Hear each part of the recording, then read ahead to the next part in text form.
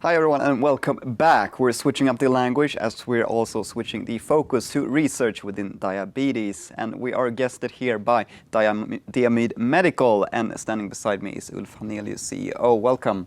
Thank you so much. As the other companies, you prepared a presentation for today. So Yes. I'll let you do that and return to ask some questions. Great, thank you. And welcome everyone. I'll jump directly to the cliffhanger here. So HLA, that's completely central both to immunogenetics, but it's central for us as a company and what we believe is the key to our success. HLA, that's a large area on chromosome 6 in the human genome that is completely central to how the immune system reacts to both foreign particles like viruses or bacteria, but also to endogenous substances. So it's linked to autoimmunity, but it's also linked to cancer, CNS diseases, drug sensitivity, and others. And we have discovered in our company that HLA is completely central to how our main drug, which is now in phase 3, it's called Diamyd, how it affects the clinical efficacy of this drug. And I will come back to this. So we are a company, we are focused on diabetes and especially the autoimmune form of diabetes, which is more than 10% of all diabetics in the world. That's more than 50 million, and it's type 1 diabetes that most people know about, but also a disease called LADA, latent autoimmune diabetes in adults, which comes later in life. It's a bit milder than type 1 diabetes, but it's the same kind of symptoms, and eventually you end up on insulin, external insulin injections for the rest of your life. And autoimmune diabetes, it is associated with quite significant health economic costs. In the US only, the disease costs around $20 billion every year. And if you extrapolate to a global perspective, you come close to 100 billion per year this disease costs society. And that's because of all the complications, both short and long-term complications of the disease. If you would be able to develop a disease-modifying therapy, that is a therapy that directly focuses on the underlying disease mechanism, that could have several $1 billion of positive health economic impacts. And that's what we are focusing on in our company, Diamyd Medical. Our main investigational medicine currently in phase 3, which means the last phase before commercialization, is called Diamyd. It's an antigen-specific immunotherapeutic where we, in a very simplistic manner, we want to reprogram the immune system regarding how it sees one single protein that belongs in the body. And we want to tell the body that this is something that belongs, it's nothing threatening, and in this way stop the autoimmune attack on the insulin-producing cells. The big thing for us is that we know how to identify the responders to our treatment. So this is something called precision medicine. So with a single blood sample, we check the genetic profile of the individual, and we know if they have the right HLA genetics, as I mentioned in the beginning, then you are highly likely to respond positively to our treatment. Then we go in and we treat with only 3 injections, 1 month apart. And the main point here, as I mentioned, is to reprogram the immune system so the immune system stops attacking the insulin production in the body. This will lead to better glucose control in the patients and fewer short and long-term complications of the disease. And again, the main point here is really precision medicine, treating the right patient with the right drug at the right time. And we are the first company in the world to have a precision medicine phase 3 trial ongoing in type 1 diabetes. The phase 3 trial is now ongoing in 8 European countries, up to 50 clinics, and has recently expanded to the US, where we will have 10 to 12 clinics. That's obviously very important, since these are the 2 main markets for us, US and Europe. And US obviously is the market where we can make up to 80% of all the money on drugs. So it's very important that you are present on that market.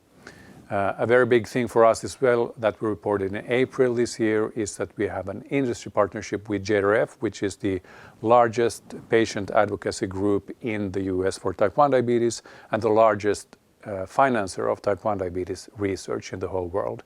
And there we have a industry partnership where JRF supports us both financially and obviously with their large network and their strong patient voice, which is a very big deal for us as we now approach market. Important to say as well is that the phase 3 trial now ongoing, it's based on very robust data, both from retrospective large-scale analyses as well as prospective trials, really showing that where the responders are, and in this phase 3 we are only targeting the responders based on the genetics. The market is large. It's large for most drugs, and specifically for us, if we look at the newly diagnosed type 1s in the world, there are around 500,000 people that are diagnosed with type 1 diabetes every year. 130,000 of these are in Europe and US, our main markets. And if we look at how many of these have the right genetics to have a high likelihood of responding to our treatment, it's around 50,000. So if you only look at this, which is our initial addressable market, we have a market that is more than $2 billion every year. And this is based on the pricing that we expect from our treatment. And if you think about $65,000 upwards, it's a normal price for novel disease-modifying therapies for autoimmune diseases.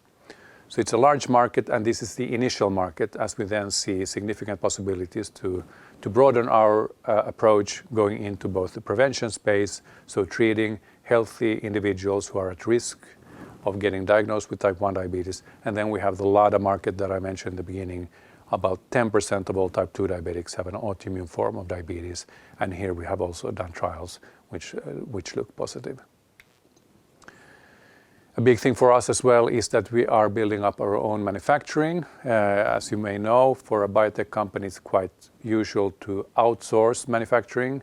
We have decided a few years ago to actually insource this so that we are in full control of the manufacturing of the active component in our Diamyd treatment.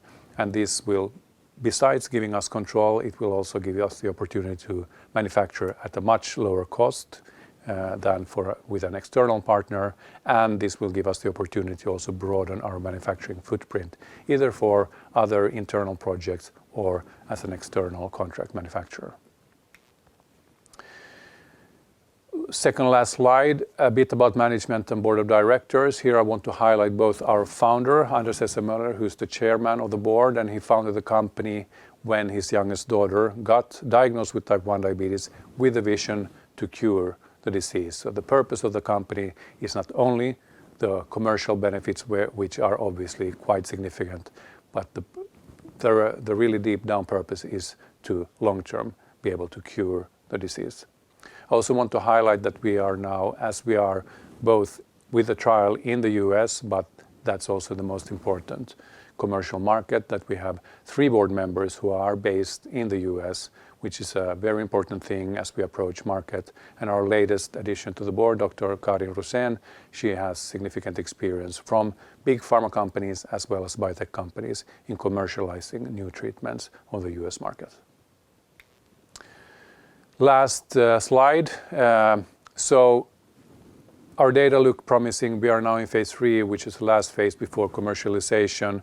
But importantly also, the field of type 1 diabetes is really seeing very positive events happening now, both when it comes to the commercial potential, but also the regulatory potential here. And I want to highlight here on this slide the first line, which is Prevention Bio, that was acquired by Sanofi earlier this year for almost $3 billion. And Prevention Bio got approved with their lead candidate, teplizumab, end of last year for delaying the time to type 1 diabetes prognosis. That's the first ever disease-modifying therapy that has been approved by the FDA for type 1 diabetes. And here you can also see other acquisitions and licensing deals that have been happening during this year. And this is very important for us and for the whole field because this reduces the commercial risk and it reduces the regulatory risk. And as we are one of 2 companies today in phase 3, it's a huge thing for us as well. And with that, for some reason you are seeing this again. Let's go to the last slide. thank you for this, and let's go to questions. And thank you as well, Ulf.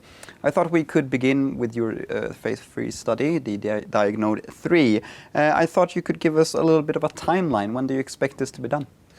So currently we are in patient recruitment, which is the most important operational thing we are doing in the company, right? We expect the phase 3 trial to be fully recruited second half of next year, and then there's a 2-year follow-up on each individual, which means that we expect top-line results towards the end of 2026. And your partnership with the JDRF, could you elaborate a little bit on that? What are you doing for each other? So firstly, there's a financial component where JDRF is supporting us with a total of $5 million US. It's milestone-based, mostly based on recruitment milestones, but some other milestones as well. So that's one component.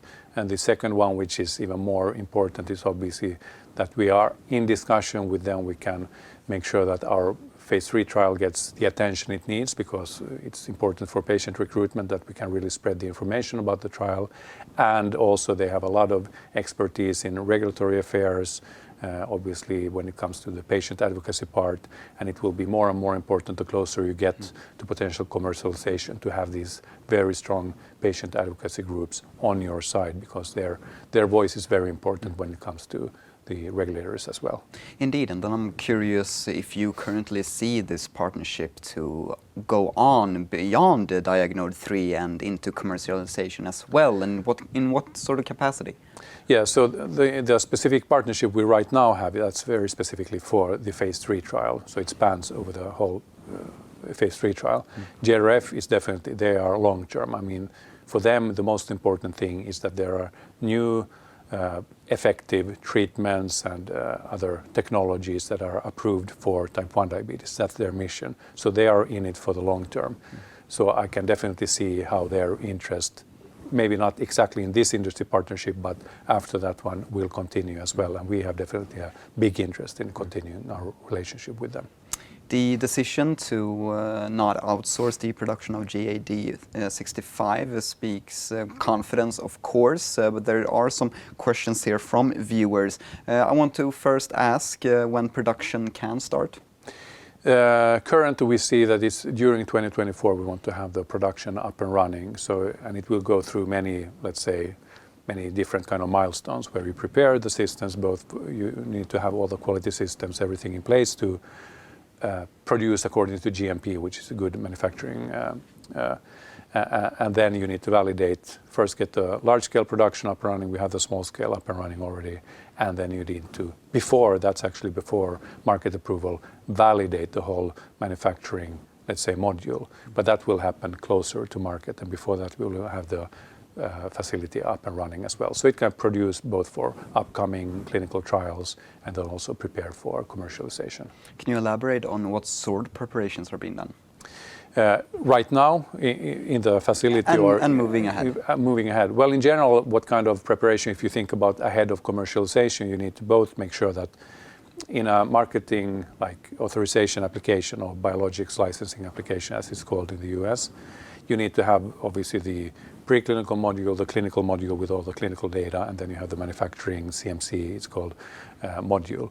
And so those are the regulatory things that need to be in place. And obviously the manufacturing is one part where we are now getting closer and closer, and then you will do the validation in the end. On top of this, which is more like from a commercial perspective, is all the pricing work you need to do, make sure that you sort of know what kind of price, you align your pricing, the company's pricing idea with the payers. For example, in the US, there are hundreds of insurance companies and payers that you need to have discussions with to make sure that you know what kind of price they accept. You need to make sure that the profession, like the treating physicians, are aware of your drug. They know how it works. You need to know exactly where the patients are, who will treat them. So a lot of this kind of market analysis, preparatory work before commercialization will happen. Because that's important. When you get approval, hopefully, and you launch, you need to be ready to launch. People need to know that it's coming. Otherwise, you might have a suboptimal launch, which is obviously very costly, because each month on market can be worth huge sums of money, and you want to make sure that you are, when you go to market, you have the best possible launch. What sort of recruitments do you have to make? That depends a bit depending on what kind of model you have, like the commercial model. You can either, a big focus for us is out licensing with one or a few more global players. Potentially that we retain our own geographic market, let's say, for example, the Nordics, so that we can start building our own commercial organization. But in practice, we won't be able to build a global organization to sell something. That's why you either go with the licensing deal, which is then attached with an upfront payment, milestone payments, and royalties on future sales. Or today, there are more and more opportunities for biotech companies to do this on your own, but then you go with these kinds of sales organizations that it's a fee pay for service model. They have the full organization in place to commercialize. The only thing you basically need to have is a commercial officer on your side. They take care of everything else. Then you can retain up to 80% of the sales, and they take 20% to pay their own fees. So there are different ways of doing this. But in general, we will not build a global sales organization before we have anything approved on the market, obviously. Diamyd B, Friday, you released a press release regarding preliminary results. Could you speak a little bit on that? Yeah. So Diamyd B, that's a small open label trial with 6 individuals who have participated in previous trials, either what we call Diamyd 1, which was a phase 1/2 trial, and then Diamyd 2, which was a phase 2b trial. And these are 6 individuals who participated in these trials and who have now received a 4th or a 5th injection, so what we call a booster injection. Again, the main treatment is 3 injections, 1 month apart, with an intralymphatic injection. So these individuals received a 4th or a 5th long time after this initial treatment. And today we released the preliminary results, which show, most importantly, it's feasible, it's like safe, no problems at all. And these patients have no problems with additional intralymphatic injections. And then we see that all the individuals, they have a quite mild disease progression. They are all very well controlled. And interestingly, for example, one individual who received a 5th injection, which has a total follow-up of 8 years from actually long time back when that individual got his first injection ever, has retained almost 50% of all the insulin production during an 8-year period, which shows that it's a very mild disease progression for this individual. The most important thing for us is really the safety and feasibility, because these are only 6 individuals, but it gives us more of a decision platform for how we could start thinking about the booster regimen once on market, either on an individualized basis or, as you know, for example, from certain vaccines, that you get your initial injections, then you should get boosted every 3rd or 5th year, something like this. So this starts to give us more data to start planning what that could look like. And have you already formed sort of a conclusion on that? No, I mean, it's still too few data, let's say, with 6 individuals. There will be more data coming from these trials. These were preliminary, and there will be more immunology and everything that. And these are individuals in different ages who have been followed for a bit different time, and they got their boosters at different times. So the most important thing is for really to look at this data, and then you need to see what in clinical practice what would make sense. You want to make sure that you boost patients when they still have insulin production left, so that you can actually benefit them. If you boost someone who doesn't have any insulin production, you won't see a clinical benefit. But this is very important data to sort of set the stage for that kind of planning. But from what you have seen, are you pleased with the data? Yeah, we are pleased again. So we don't have a comparable group, a placebo group. This was open label. But the most important thing, again, it's safe, it's feasible, and we can see some individuals who have a very nice disease progression. So, Ulf Hannelius, CEO of Diamyd Medical, thank you very much for being here, presenting and answering my questions. Thank you so much.